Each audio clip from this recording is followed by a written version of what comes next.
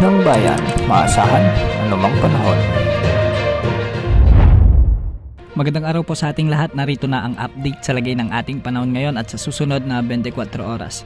Amihan pa rin ang nakakaapekto sa may extreme northern Luzon, samantalang shearline naman ang nakakaapekto sa central Luzon at nalalabing bahagi ng northern Luzon.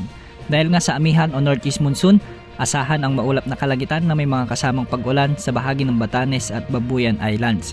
Pinag-iingat natin ang ating mga kababayan rito, lalo na yung ilang araw na nakakaranas ng mga pag-ulan, dahil posible ang mga biglang pagbaha at pagguho ng lupa, lalo na kung may mga umiiral na katamtaman at minsan ay malalakas na pagbuhos ng ulan.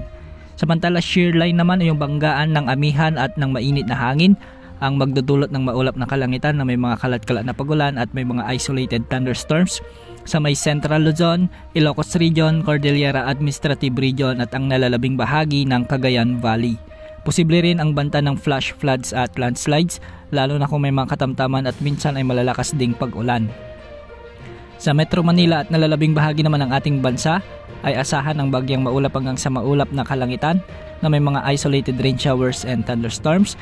Ito ay dulot naman ng mga localized thunderstorms, kaya posible pa rin ang flash floods at landslides, lalo na kung may mga umiiral na severe thunderstorms. Sa kasalukuyan ay may nakataas na gale warning sa northern seaboards ng northern Luzon at ang seaboards ng northern Luzon at ang eastern seaboards ng central at southern Luzon. Pinag-iingat natin ang ating mga kababayang mangingisda at may sasakyang pandagat na mag-ingat sa pamamalaot dahil posible ang mga pag-alon na hanggang 5 metro.